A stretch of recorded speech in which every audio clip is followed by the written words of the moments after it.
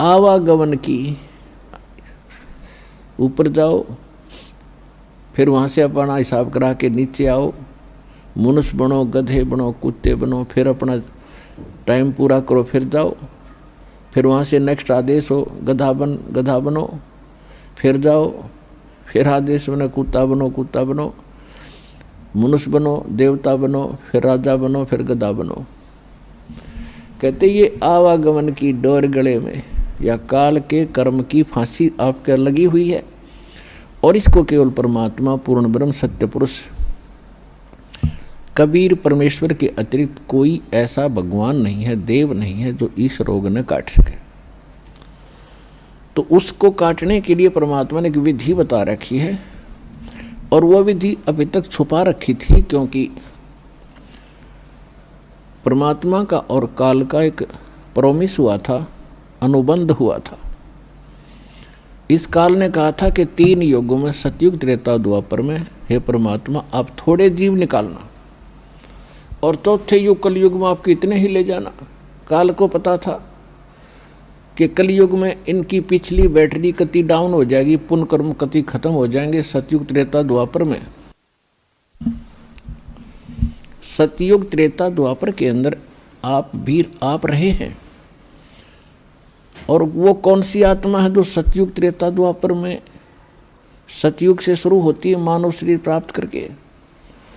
वो आत्माएं होती हैं जो कभी इस कलयुग के इस समय में, जो आज आपको टाइम मिला है, ये बिचली पीढ़ी का समय यानी मध्य का समय है कलयुग का, इस सत्य भक्ति का।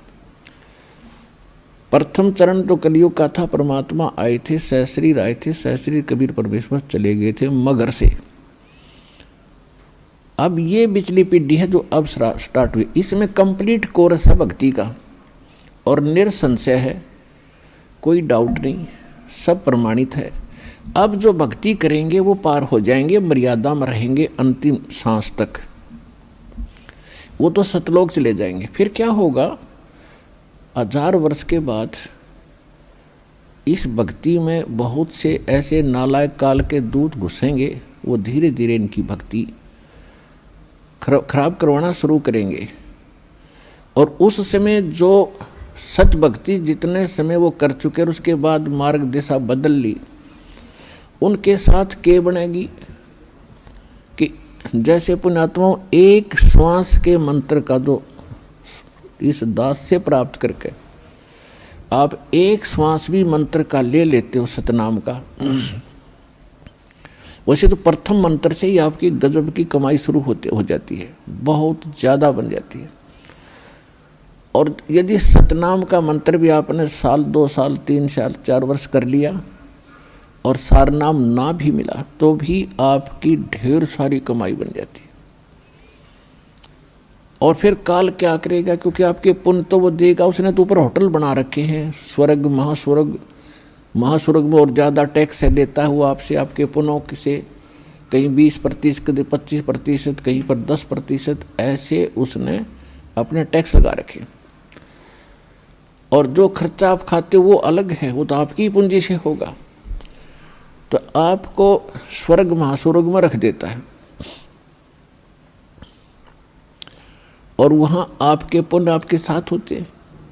जब महास्वर्ग के अंदर आपके पुण्य खत्म हुए, उसके बाद स्वर्ग में ले आता है, नीचे एक अलग से एक स्वर्ग है, उस महास्वर्ग से अन्य जो कॉमन स्वर्ग है, उसमें भी जब आपके पुण्य खत्म हो जाते हैं, फिर आपको पृथ्वी पर डाल देता है।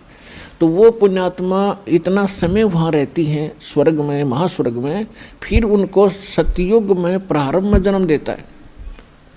इस भक्ति युग में की हुई भक्ति उनकी इतनी प्रबल हो जाती है कि फिर वो सतयुग में प्रथम जन्म लेते हैं।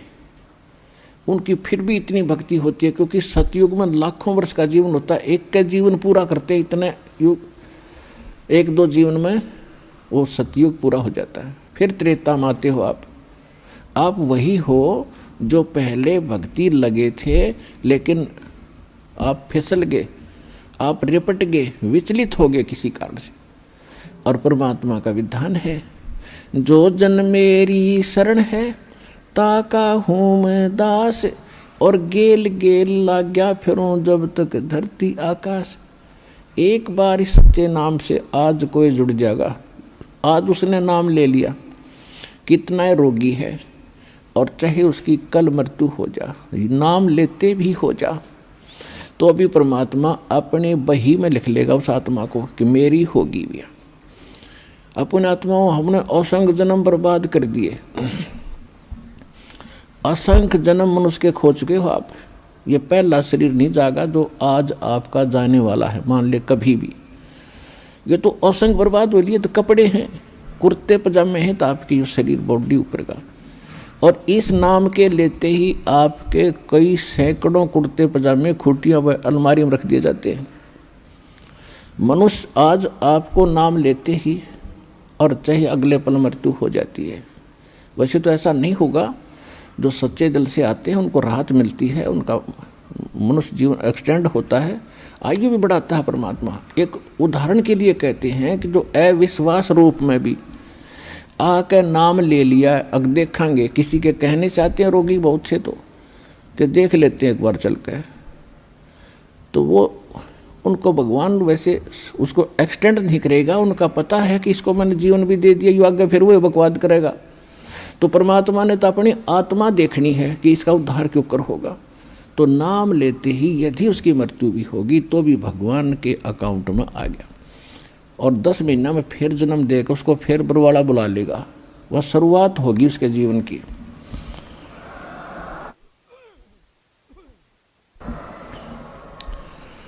तो यहाँ आने वाले व्यक्ति को हानि कति नहीं है, और कति ज्ञान सुनकर समर्पित हो आओगे तो आपकी कैंसर का बाप भी ठीक हो जा। भगवान किसे कहते हैं? वाह भाई वाह।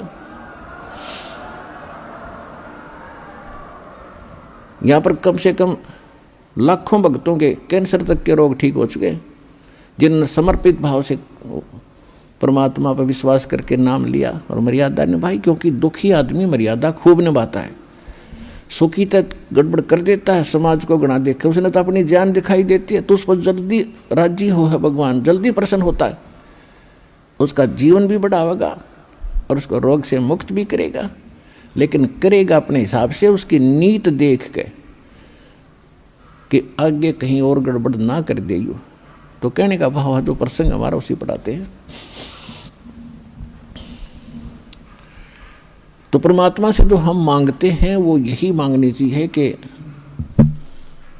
साईं इतना दीजिए जा मैं कुटुंब सुमावे, हम भी भूखे ना रहें और अतिथि न भूखा जावे। तो यहाँ आने वाले भक्त को लगभग 80% व्यक्ति जो हैं ये दुखी आते हैं, और उनके लिए वो दुख एक वरदान बनेगा, एक वरदान सिद्ध होगा उसके लिए। तो आपके लिए प्रार्थना है कि परमात्मा पर विश्वास रखना और कुछ समय देना भगवान को। और दूसरी बात यह है कि आज जो प्रसंग चल रहा है कि लाखों वर्ष सतयुग में आपने लाख वर्ष का जीवन भी प्राप्त हुआ, और वो भी थोड़ा लग गया, मरने लगे जब ने सोची कि और भी भगवान थोड़ा सा समय दे दे। त्रेता में हजारों वर्ष का रहा, द्वापर में भी 800-900 वर्ष तक जीवन रहा है जीव का, और कलयुग में अब 60-70-80 वर्ष हम मुश्किल से जी पाते हैं, 90 वर्ष हद कोई पकड़े मुश्किल से। अरे इसको ये तो थोड़ा मानना एक कोई बड़ी बात नहीं, हमने लाख वर्ष का भी जीवन थोड़ा माना और वो भी अंत हुआ। ये जीवन तो अंत होगा ही होगा, ये तो फाइनल समझ लो, तो आपने पता है इस बात का। लेकिन मरना हम चाहते नहीं, वो बात अलग है कि अभी नहीं, अभी नहीं। जो मर चुके हैं वो भी ये सोचा करते अभी नहीं। कति स्वस्थ व्यक्ति और खूब फैक्ट्री लाग रही, लाखों करोड़ों अरबों रुपए की कमी नहीं, अपने ही हेलीकॉप्टर से मृत्यु को प्राप्त हो गया एक्सीडेंट होने से, और अब क्या बनेगा? गधा बन के घूम रहा होगा। मृत्यु वो भी गया, या मृत्यु कोई अचंभा नहीं है, ये तो यूनिवर्सल ट्रूथ है। लेकिन इस मृत्यु को से बचने के लिए अब तरीका है, मालिक की शरण में आओ।